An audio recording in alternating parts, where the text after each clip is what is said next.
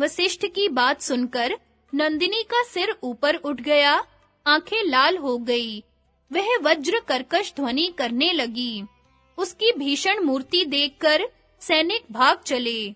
जब लोगों ने उसको फिर ले जाने की चेष्टा की, तब वह सूर्य के समान चमकने लगी। उसके रोम-रोम से मानो अंगारों की वर्षा होने लगी।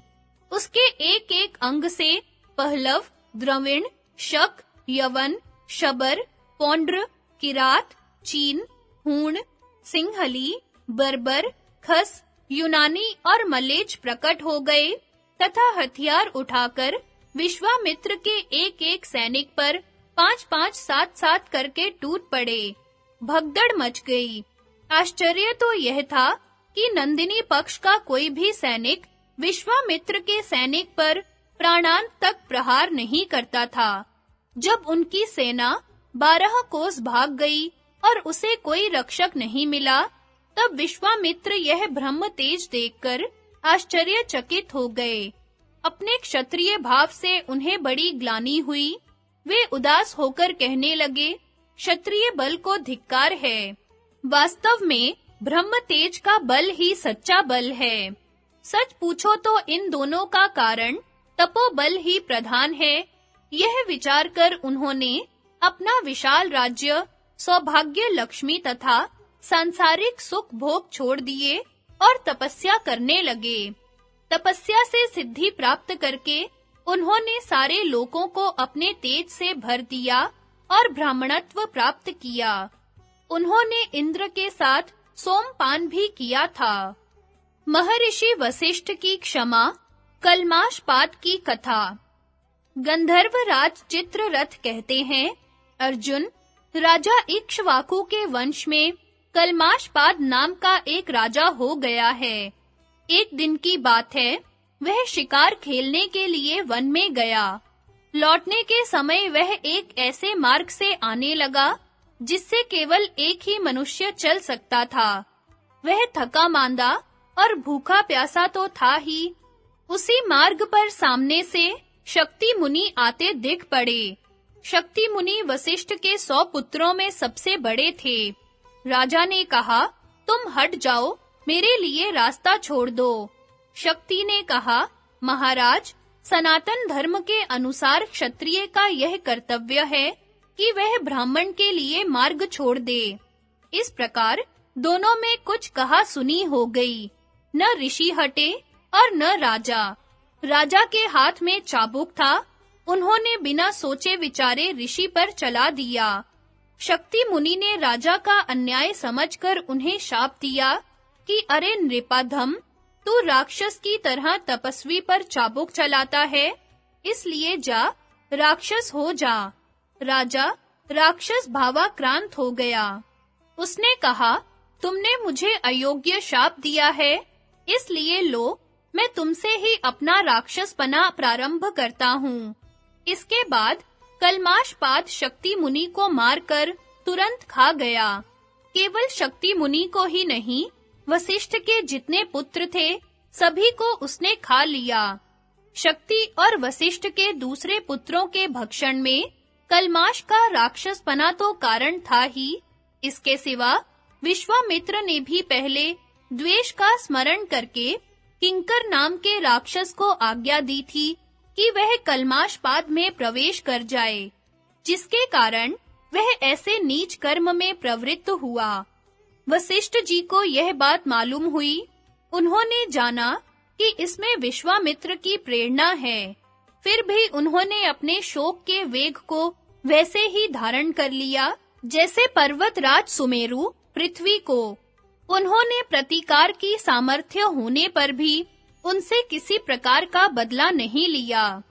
एक बार महर्षि वशिष्ठ अपने आश्रम पर लौट रहे थे। इसी समय ऐसा जान पड़ा मानो उनके पीछे-पीछे कोई षडंग वेदों का अध्ययन करता हुआ चलता है। वशिष्ठ ने पूछा कि मेरे पीछे-पीछे कौन चल रहा है? आवाज आई कि मैं आपकी पुत्रवधू शक्ति पत्नी अदृश्यंती हूँ। वशिष्ठ बोले, बेटी, मेरे पुत्र शक्ति के समान स्वर से सांग वेदों का अध्ययन कौन कर रहा है? अदृश्यंती ने कहा, आपका पौत्र मेरे गर्भ में है। वह 12 वर्ष से गर्भ में ही वेदा अध्ययन कर रहा है। यह सुनकर वशिष्ठ मुनि को बड़ी प्रसन्नता हुई। उन्होंने सोचा, अच्छी बात है, मेरी वंश परंपरा का उच्छेद नहीं हुआ। यही सब सोचते हुए वे लौट ही रहे थे कि एक निर्जन वन में कलमाशपाद से उनकी भेंट हो गई। कलमाशपाद विश्वामित्र के द्वारा प्रेरित उग्र राक्षस से आविष्ट होकर वशिष्ठ मुनि को खा जाने के लिए दौड़ा। उस क्रूर कर्मा राक्षस को देखकर अदृश्यंती डर गई और कहने लगी, भगवन, देखिए देखिए, यह हाथ में सूखा काट लिए भयंकर राक्षस दौड़ा आ रहा है। आप इससे मेरी रक्षा कीजिए। वशिष्ठ ने कहा, बेटी, डरो मत, यह राक्षस नहीं, कलमाशपाद है।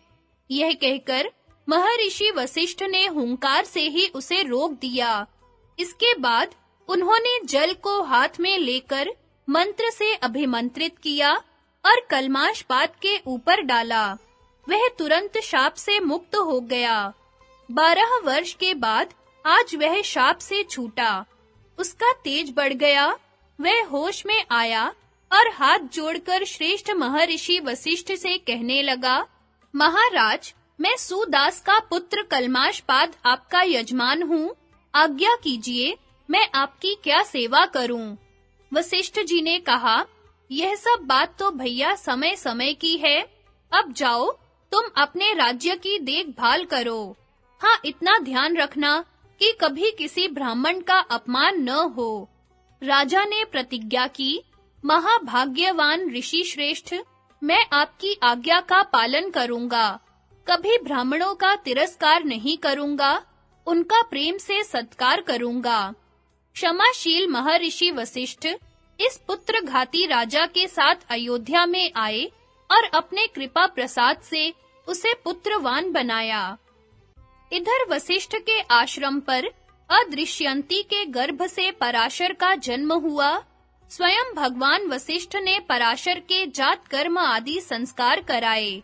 धर्मात्मा पराशर वशिष्ठ मुनि को ही अपना पिता समझते थे और पिताजी पिताजी कहकर पुकारते थे।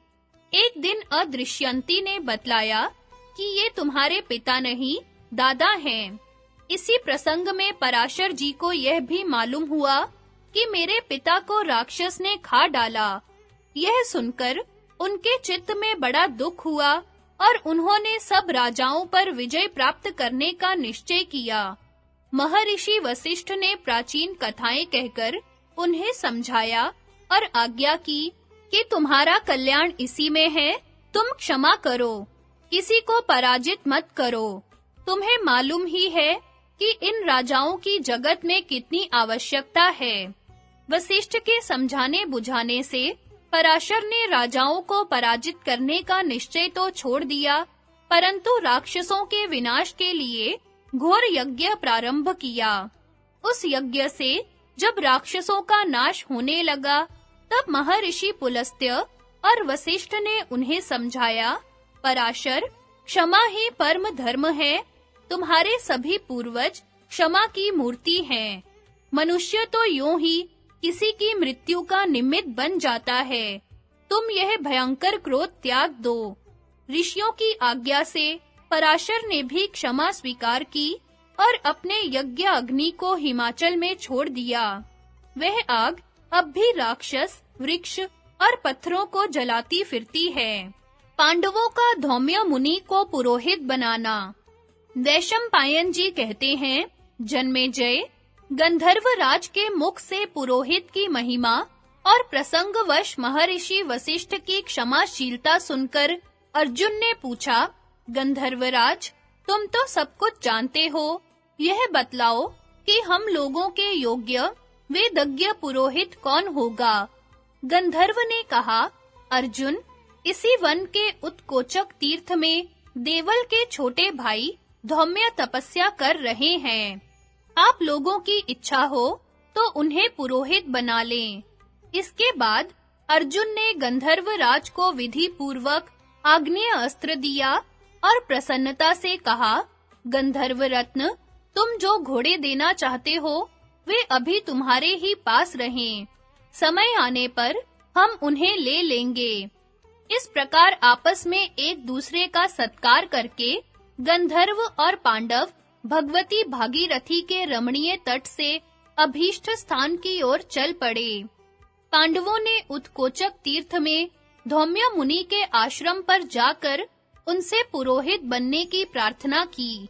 धौम्य ने कंद मूल फल से पांडवों का स्वागत किया और पुरोहित बनना स्वीकार कर लिया। इससे पांडवों को इतनी प्रसन्नता हुई और उन्हें ऐसा मालूम हुआ कि मानो सारी संपत्ति और राज्य मिल गया। उन्हें इस बात का पक्का विश्वास हो गया कि अब स्वयंवर में द्रौपदी हमें ही मिलेगी। पांडव सनाथ हो गए। धौम्य मुनि को भी ऐसा दिखने लगा कि इन धर्मात्मा वीरों को इनकी विचारशीलता, शक्ति और उत्साह के फल स्वरूप शीघ्र ही राज्य की प्राप्ति होगी। मंगलाचार के अनंतर पांडवों ने द्रौपदी के स्वयंवर के लिए यात्रा की।